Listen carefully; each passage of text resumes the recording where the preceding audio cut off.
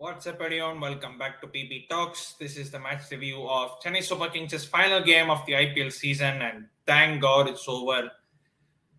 We gotta wait another year to witness this, but at least for now, I'll take the season ends here. And would have been nice to end on a winning note, but we almost got there, and we just couldn't finish the job off as we have done for the last few games.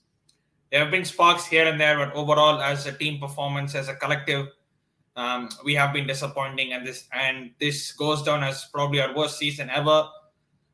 First time we have got 10 defeats in the season. We only finished up with 8 points, and for someone like Chennai Super Kings, this is pretty much unheard of. This was going to be a season of new captaincy, experimentation of new players. Just didn't work out, and hopefully we can pick up the good points from the season and build on it from next year onwards. But before I go into this match review any further, I'd like all of you to hit the like button. Make sure that the subscribe button, subscribe to PB Talks. Make sure to hit the bell notification to get notifications anytime I upload videos like this or go live. I will be doing 2 lives tomorrow. One being the live watch along of ATK Mohan Bagan versus Bashundhara Kings in the AFC Cup.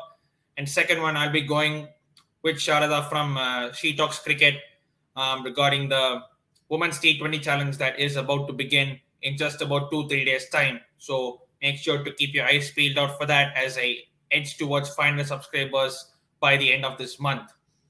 So this was touted to be MS Dhoni's swan song year, apparently, but it's out in the real that MS Dhoni will continue to lead CSK from next season, as reported by ESPN Cricinfo, and of course he is going to lead us for another year, and after that remains to be seen. But given the way how we played today, I won't read too much into today and last 2-3 games, because it's just been experimentation of new players. A lot of players have been brought in.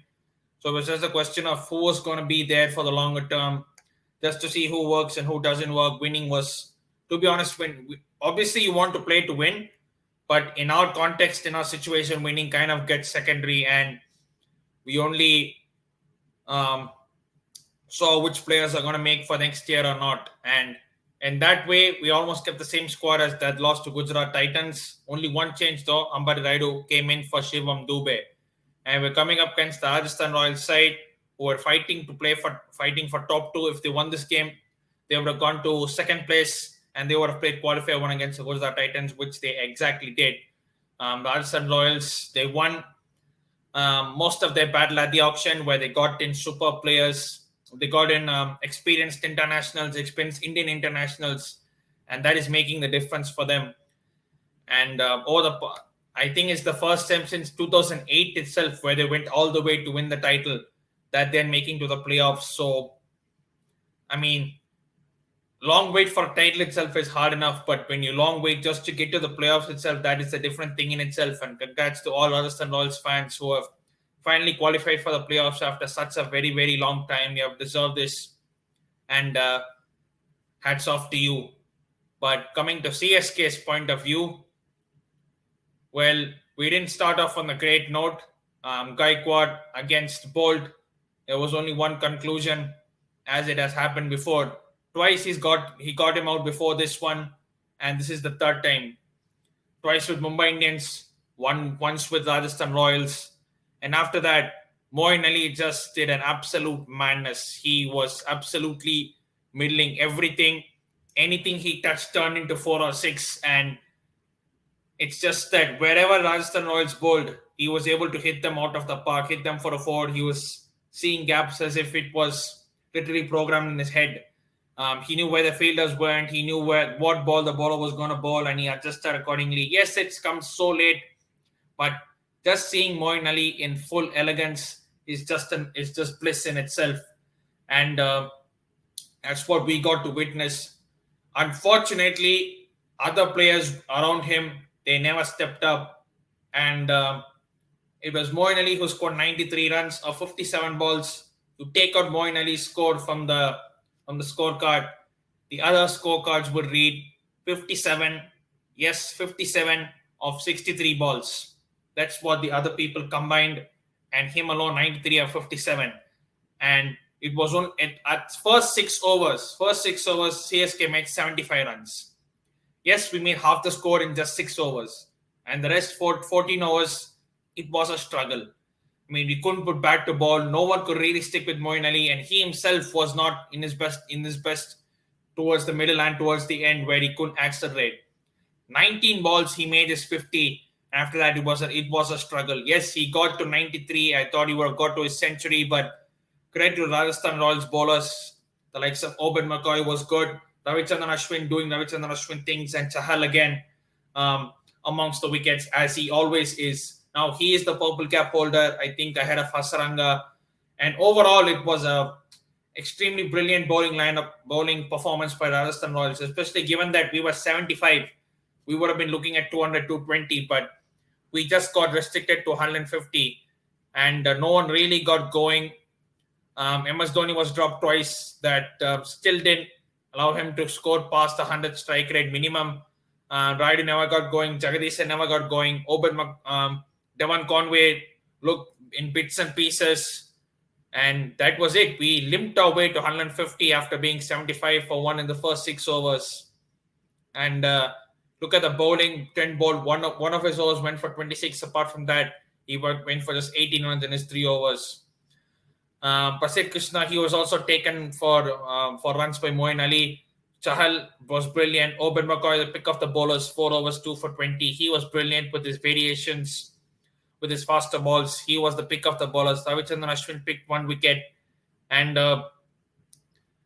when you look at 150 scored, and this was a very good batting pitch. We should not, let's make no bones about it. This was an extremely good batting pitch. And given the way Rajasthan Royals started, we thought it was probably the only matter of time before the score was knocked down, because Yashasvi Jaiswal, he started extremely well. Jaiswal against CSK.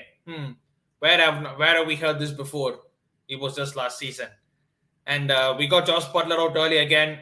And we had them in control for most parts of the game, to be honest. We didn't allow them to accelerate as much as we thought they would do. They also got a good start like CSK got. Jaiswal was picking boundaries whenever he could. But we kept them under immense control. As you look at the scorecard itself, Butler didn't get going. Samson looked far from comfortable. Devdutt Padikkal looked far from comfortable. Ravichandran Ashwin came in, and we all know he's a very good batsman. And he was standing one end when wickets were actually falling. And to be honest, I credit the CSK bowlers in this game for taking the chase till the final over. They won with only 2 balls to spare, and 1 to win of 2 balls. It was only White that made them 1 at the end of the day. So we shouldn't be much concerned that, let's be honest, this is a second string CSK side. I mean, we didn't have our experienced players like Deepak Chad, Ravindra Jadeja, Dwayne Bravo. We didn't even have Adam Milner. We didn't have Pretorius. So not saying that they're injured, but given the squad we had, the fact that we took it to the last over itself I think it's a very good effort. And positives to pick out from the bowling performance. Prashant Solanki in particular, yes, he did go for runs, but he did pick up the big wickets of Yashasvi Jaiswal and Shimron Hetmeyer. Hetmeyer he blasted him for a boundary down the ground, but that didn't stop him. He flighted it up. Hetmeyer mistimed it, and it was an easy catch for Devon Conway. Even against Jaiswal, he went for 6 first ball, but he got the wicket at the end of the day. And when you think he would have ended the over brilliantly, Ravichandran Ashwin hit him for a slog sweep 6, and it was Ashwin at the end of the day that made the difference. You just look at him, 40 of 23. That made the difference in all. And it begged the question that probably 10 or 15 runs more and we would have definitely won the game, because we bowled extremely well. Moeen Ali again carried from where he left off in his batting. Total all-round performance from him today. Mithil Sandon was good. Our Pacers did go for us initially, but they brought it back well at the end. And it's just straight in our bowling card. Rian Parag was there at the end. He finished off the job. and they ended it with just 2 balls to spare. They won, which shows that how good we bowled. Simajit Singh bowled well. 3 overs, 1 for 18. Mitchell Sandner 1 for 15. Pratirana, he had an okay shouting to be best, although they were balls were wide. I mean, totally unnecessary. I mean, in a chase of 150, you don't want to be giving Rajasthan Royals easy runs. And obviously, he is only 19, is going to only get better. MS Dhoni rates him highly. So here's to hoping he gets a lot of game time next season, along with his fellow Sri Lankan spinner Mahesh Tikshana.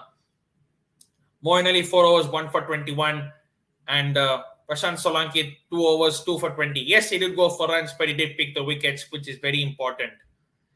And Gujarat Titans and Rajasthan Royals make up the top 2 places. Lucknow slipped to third. And tomorrow, Delhi Capitals do play the Mumbai Indians.